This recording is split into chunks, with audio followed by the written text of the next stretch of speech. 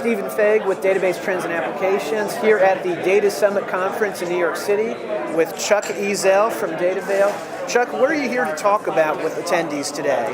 Well, we're going to spend a little time talking about how to build a database monitoring tool with Splunk. Excellent, and Splunk's become a popular tool for a number of different things related to unlocking the power of machine data, but you're going to be talking about building a database monitoring tool.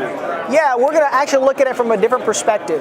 So not just looking at machine data, but really looking at how we can extract data from other sources, from a database, from a file system, and get that into Splunk and then begin to correlate things together. So not just looking at the whole network, but really an end-to-end as each of the parts relate to each other. Understood. And what are some of the key advantages of using Splunk for database monitoring? Well, I think that Splunk is such a great tool in respect to the kind of data that you could put into it and the kind of results you can get out. So the data can be really any source, any structure, any format, and it provides the benefit of not just looking at single specific things, but allow you to kind of, again, correlate things across different objects, different systems, and so you can look not just at single silos in a clustered environment, but you can look at all of the clusters together and how they relate to each other. So it gives you a holistic approach and viewpoint. Right. Yep. Understood. So what are some of the other key things you focus on at Datavail? Well, we do a lot of performance tuning. We look at applications to see how well they're performing. Assessments, again, end-to-end reviews of a database environment. Looking even down to the block level of the data to see how healthy it is. And even at the DBTA summit here, whether we're talking about Hadoop, big data, relational data, OLAP systems, data warehouse stuff, it's really all data. How is it structured? How healthy is it? And so a lot of our time at Datavail is spent looking at things like that for our customers.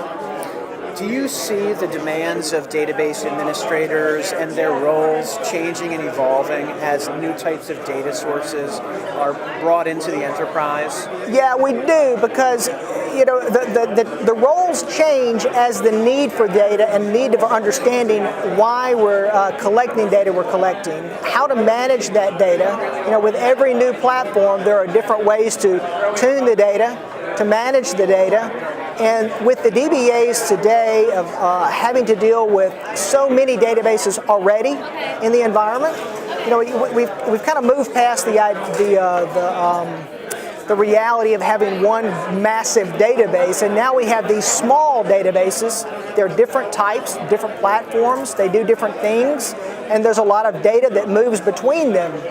A lot of moving parts, a lot of things to look at. So there's constantly issues and things to resolve. One size doesn't fit all, and right. The future is essentially kind of hybrid in that regard. Absolutely.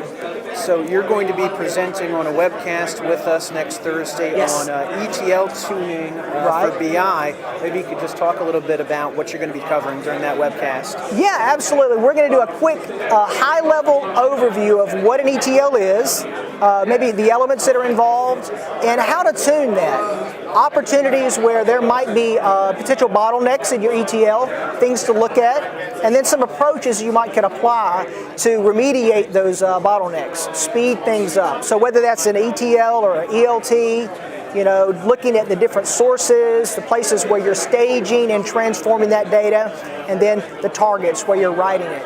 What types of professionals should attend? Who do you think would get a lot of value out of the discussion? I think DBAs who manage ETLs or ELTs.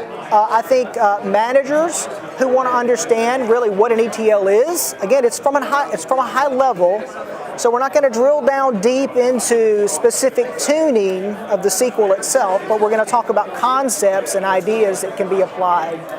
So I think DBAs, DBA managers, I think they would find a lot of benefit from it. Understood. And as you look ahead, over the next year, what do you think some of the more exciting things going on in the marketplace are, as far as trends, that really kind of have your interest? Well, there's a lot of we've already mentioned big data, and we've already mentioned the growth and proliferation of smaller databases and environments and the need for those databases to be managed. I've seen a growth of performance tools, database monitoring tools. I've seen a growth of a need for people to be able to understand what's going on in their systems, and each one of those systems being different and unique, it provides an interesting landscape for companies that provide these products where they're each uniquely different, right? So each of the database platforms are uniquely different so that the tools have different approaches and different needs where they're providing that solution. So I think that's an interesting place of growth. I think the need for DBAs to constantly stay up on the latest, newest trends, I think that's a great need. And resources like this where DBAs can come and be involved and kind of get some questions answered. A lot of people are talking about Hadoop. Yep. A lot of people are talking about Hadoop's big data. We service a lot of customers, big and small. Not a lot of them are actually doing big data, but there's a lot of them that are talking about it. So everybody wants to do it. So I think a place like DBTA Summit is a great place for them to come, learn a little bit about how can I implement something like this in my company? How does it apply to what we're doing? And so there are companies that are using these tools, and there are a lot of companies that want to use these tools. Where does it fit in? Answering questions like that, I think, is a great need. So, absolutely, thank you, Chuck. And that webcast is May 21st, Thursday at 2 p.m. You can go to the Datavail website or dbta.com for more information.